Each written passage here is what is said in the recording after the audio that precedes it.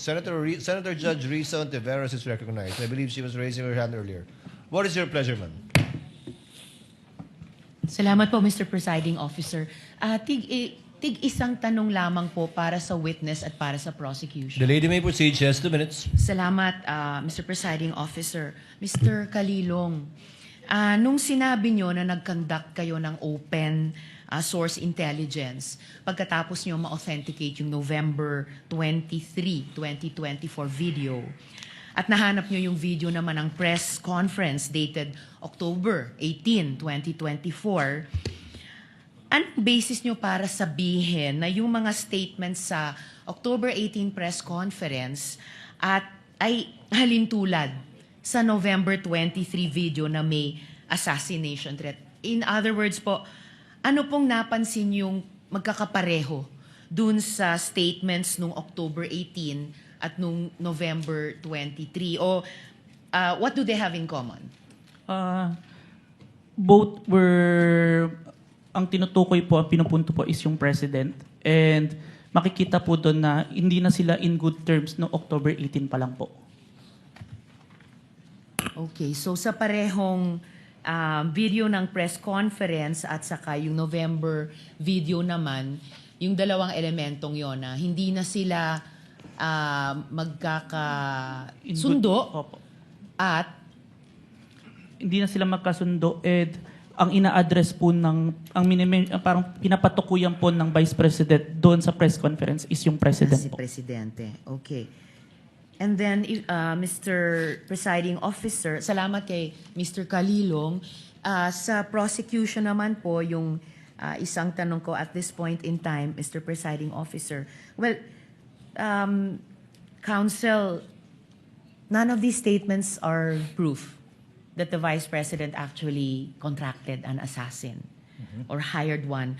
Why are these acts impeachable? Yes.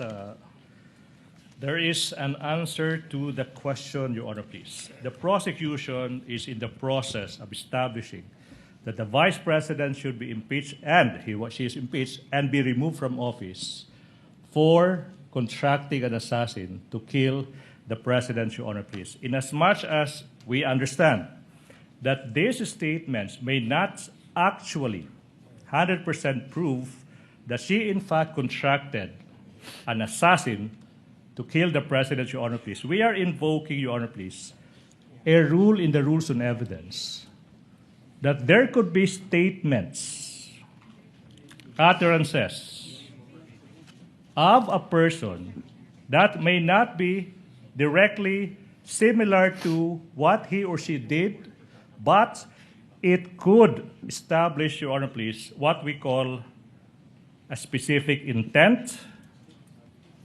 knowledge, identity, plan, system, and the like. Ibig sabihin po, pinapakita ng prosecution na yung mga nasabi ng Vice President sa gabing iyon, November 23, 2024, hindi po yan nag-iisang statement ng Vice President. Kung hindi, yun po yung culmination sa mga series of statements ng Vice President kung saan sinasabi niya talagang gusto niyang patayin yung presidente, yung First Lady, tsaka yung former Speaker of the House. Your Honor, please. We invoke Rule 130, Your Honor, please, Section 35 of the Rules of Court. Etong mga statements na to, they prove one thing. Talagang may plano na, talagang may system na, talagang may knowledge na yung Vice President sa anong gusto niyang gawin sa Pangulo. Gusto niyang pugutan ng ulo, gusto niyang patayin no less than the President of the Republic of the Philippines. Your Honor, please. At ang tanong po ba dito ay kung may krimen o kung may kung ang asal ay karapat-dapat Yes, sa Your Honor, Vice-Presidente? We are able to answer 2 questions, Your Honor, please. The charges against the Vice President ay yung pagbibitray ng public trust, Your Honor, please. That is also, Your Honor, please, a culpable violation of the Constitution. Now, yung usaping, was that a criminal act? Yes, Your Honor, please. Kaya nga yung NBI, through this witness, will prove na nag-file na ng kaso yung NBI against the Vice President exactly sa mga naging pagbabanta niya. But you know, Your Honor, I'm a lawyer, but I'm willing to take off yung robe ko as a lawyer and answer the question directly. Mga kababayan, kailan ba naging normal? Your Honor, this is no please. longer answering the I'm question. answering a question. We I'm object, answering Your a Honor. question. Mr. Presiding Officer. The chair will make an equitable ruling in a while. Kindly let the gentleman finish because it's a senator judge asking a question of a party. Your Honor, Thank you, Mr. Presiding Officer. kailan ba nangyari sa kasaysayan ng Republika ng Pilipinas na yung pangalawang Pangulo ng ating bansa nagbanta, sinabi sa publiko na nakipagkontrata na siya sa isang mamamatay tao upang patayin ang Pangulo, ang First Lady, yung asawa niya. Your Honor, please, I think Attorney Kindly- Season is making a scene. Kindly wind up, counsel. Your Honor, please, manifestation, I think Attorney Season gave a statement addressed to this representation and she walked out. She's now coming back. Mr. Presiding Counsel, Officer, I'd like to hear the completion kindly of the wind up answer and we will to my address that question. matter in a bit. Okay. Now, Your Honor, please. Yung Kindly wind up. pagbabanta ng Vice Presidente sa buhay ng Pangulo ng Republika ng Pilipinas, hindi po yan normal. Iyan po ay unang pagkakataon na nangyari yan, nakipagkontrata sa isang mamamatay tao, Your Honor, please, to do that. Even without going into the question, is that a criminal act, Your Honor, please? That act, 110% sure, betrayed the public trust that the Vice President got in the previous elections. Thank you. Your Thank you, Honor, please. counsel, for the Salamat, prosecutor. Counsel. Salamat, Mr. Kalilom. Salamat, Chair- Mr. Presiding Chair Officer. would like to remind my colleagues, the question posed by Senator Judge Risa pertains to the final question of this entire impeachment proceedings already. If that is an impeachable act or not. And since we gave the counsel for the prosecutors, I think about 5 minutes, Chair would now like to be fair and hear the counsel for the respondent to discuss why it is not an impeachable offense. Your Honor, I allowed to do so after our cross. After your... I would like as I understand it, Yes. I would like the Honorable Court to play back what the prosecutor said, because it's very interesting. So may I be indulged to allow to give my answer after my cross-examination? The Chair will allow it. Thank you, Your Honor. But you would have the similar and same amount of time given to the counsel for the prosecutors, again, to answer the reverse of the question. Honor. Because statements were made by the counsel for the prosecutor, there are conclusions of fact and law already, which should be taken upon advisement by the Impeachment Court because these were not evidence, but rather conclusions in fact and law by the counsel for prosecutors. Senator Judge Pia Cayetano is recognized. Ma'am, you may proceed. What's your pleasure? Thank you, Mr. President. No, I would just like to manifest my support for the statement and observation of the presiding officer. That was like a closing statement, Mr. President. So I don't think this is fair because, some parts are exciting, some parts are dragging.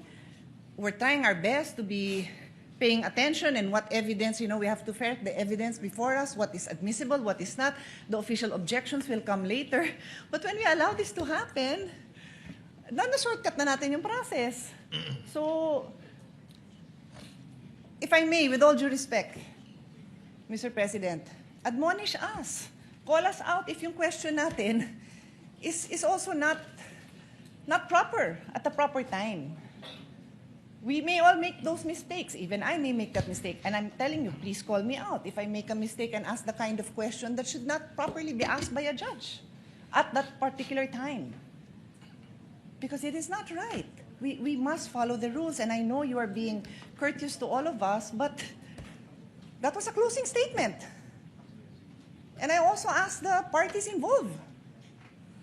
You have an oath as lawyers. Don't take advantage of the generosity of this impeachment court. I don't want to see this happen again. Thank you, Mr. President. Duly noted and well taken. The chair, as I said, or as the presiding officer said earlier, reminded our colleagues with respect to similar questions to be asked in the future.